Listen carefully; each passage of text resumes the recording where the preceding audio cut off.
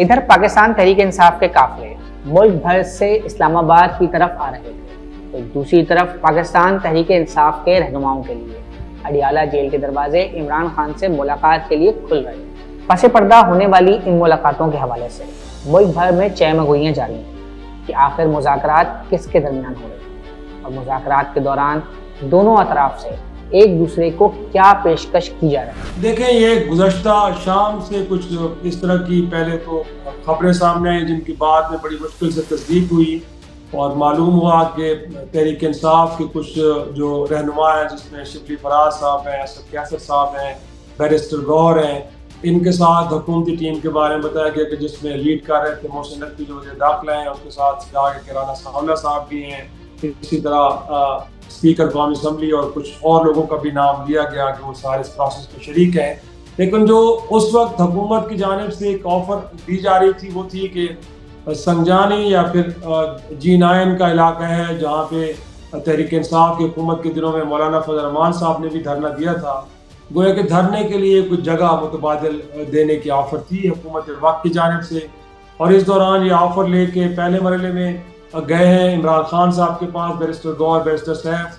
تو شاید انہوں نے یہ ان کو جواب دیا ہے جو کہ تصدیق جس کی ہوئی ہے کہ اس وقت کیونکہ اس سارے مظاہرے کو لیڈ کر رہے ہیں علی امین گنڈاپور اور بالخصوص بشرا بی بی ان کی اہلیہ،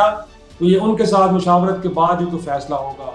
تو آخری رات کوئی 11:15 بجے ایک اور کوشش حکومت وقت کی جانب سے کی گئی کہ PTI کے وفد کو ایکسیس دیا گیا جیل میں اور جا کے کہا گیا کہ وہ منائیں، اپنی قیادت کو کنونس کریں کہ سنجانی تک محدود رکھا جائے تاکہ سچویشن اور زیادہ خراب نہ ہو۔ لیکن عمران خان صاحب نے اس وقت بھی لگتا ہے کہ انکار کیا اور انہوں نے کہا ہے کہ جو اس وقت کنٹینرز میں موجود قیادت ہے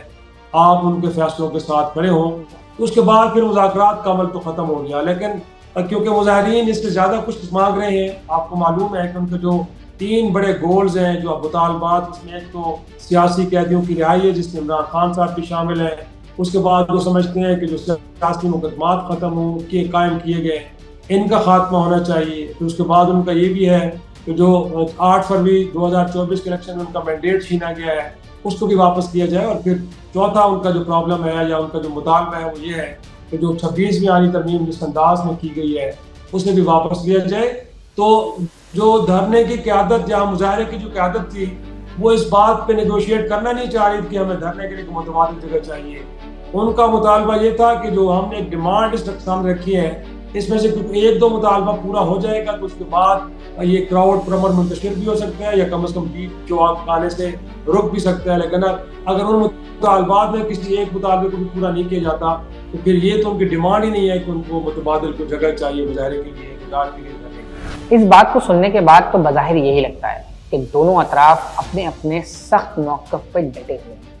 ایک طرف جہاں پاکستان تحریک انصاف کے مطالبات انتہائی سخت ہیں، وہیں حکومت بھی PTI کو کوئی ڈھیل نہیں دینا چاہتی جسے اس کی کمزوری سمجھاتی۔ ایسے میں سوال صرف یہی ہے کہ کیا آنے والے دنوں میں کوئی درمیان کا راستہ نکل سکے گا یا پھر نہیں؟ اس وقت اتنا کچھ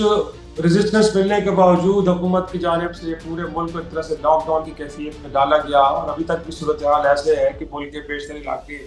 بڑی شاہراہیں بند ہیں، اور جس طرح وہ خیر پختونخوا سے آئے ہیں گویا کہ آپ کو معلوم ہے کہ کل حقلہ پہ کیا ہوا، آج اس کے بعد مختلف اور مقامات پہ تشدد کے واقعات اس طرح کے ہوئے، تو تحریک انصاف کی قیادت جو اس وقت لیڈ کر رہی ہے ساری سچویشن کو، جس میں بشرا بی بی صاحبہ سیر فہرست ہیں، گویا کہ وہ تو ڈیسپریٹ ہیں کہ جو مطالبات رکھے گئے حکومت وقت کے سامنے، اگر ان میں سے کچھ مطالبات میں تو ان پہ عمل درآمد ہونے میں وقت لگے گا، جیسے 8 فروری کے انتخابات سے متعلق یا مقدمات کی واپسی ہے یا ہم کہہ سکتے ہیں کہ 26ویں آئینی ترمیم کا واپس ہونا ہے، لیکن کم از کم ایک مطالبے کے بارے میں وہ بڑے کلیئر ہیں کہ یہ مطالبہ جب تک پورا نہیں ہوتا تب تک کارکن یہاں سے واپس نہیں جائیں گے، اور وہ ہے عمران خان اور ان کے جو دیگر ساتھی ہیں جو پنجاب کی مختلف جیلوں میں قید ہیں ان کی رہائی اور ساتھ میں مقدمات کی واپسی۔ تو میرا خیال میں اب انہوں نے تو اس مائنڈ سیٹ کے ساتھ یہ ایک طرح سے لانگ مارچ شروع کیا اور پھر ڈی چوک تک پہنچے ہیں۔ اب حکومت وقت کیا یہ افورڈ کرتی ہے، کیونکہ میرا خیال میں اگر ایسا ہوتا تو شاید یہ مارچ شروع ہی نہ ہوتا اور اس سے پہلے ہی عمران خان یا سیاسی قیدیوں کی رہائی کا جو ہے وہ سلسلہ کوئی ہو جاتا. لیکن اب دیکھنا یہ ہے کہ اگر یہ مظاہرین کو جو DHO تک پہنچنے میں کامیاب تو ہو گئے لیکن یہاں پہ اپنی جو موجودگی ہے اس کو کتنا سسٹین کرتے ہیں, گویا کہ اس کو کتنا قائم رکھتے ہیں, کیونکہ جب یہ آ گئے اب تو ان کی مثال اب ایک سٹنگ ڈاک کی ہے. یہ بیٹھ گئے اور سپلائی لائن جو ان کی ہے وہ حکومت کے ہاتھ میں ہوگی. ان کے لیے کھانا آنا, کمبل آنے, شامیانے, ان کا آنا جانا, باقی چیزیں, یہ سارا جب تک حکومت راستہ نہیں دے گی تو ممکن نہیں ہو پائے گا. تو کیا مظاہرین کو اس بات کا علم ہے کہ اگر وہ بیٹھ گئے یہاں پہ لمبے عرصے کے لیے تو اس کو وہ ممکن بنا سکیں گے؟ میرے خیال میں اس کے اوپر بہت بڑا سوال ہے. اور اگر اس حوالے سے بھی ان کو کوئی پلان موجود ہے اور ان کو لگتا ہے کہ اس کو میک شور کر لیں گے, پھر میرا خیال میں ڈی چوک پہ اگر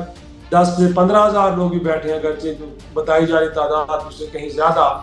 اگر اتنے لوگ بیٹھ گئے تو پھر حکومت کو ان مطالبات کو اگنور کرنا ممکن نہیں رہے گا. پھر کم از کم کچھ تھوڑی بہت کنسیشن, کوئی تھوڑے بہت مطالبات پورے کرنے کے لیے حکومت کو آگے بڑھنا پڑے گا. ورنہ جس مقام پہ وہ بیٹھیں گے اس سے تو وہ ریاستی مشینری کو مکمل طور پہ جام کر دیں گے. یہاں پہ جو بزنس ایکٹیویٹیز ہیں وہ بھی مکمل طور پہ رک جائیں گی. اور اس وقت ہم دیکھ رہے ہیں کہ پچھلے 3 روز سے اسلام آباد میں تجارتی مراکز بند ہیں, سرکاری اسکولز بند ہیں. سیکریٹریٹ اسی علاقے میں موجود ہے, آپ کو معلوم ہے کہ وہاں سے گزر کے آپ سرکاری دفاتر میں جا سکتے ہیں. تو عملاً اسلام آباد کے اندر ایک ایسی صورتحال ہے کہ جیسے یہاں پہ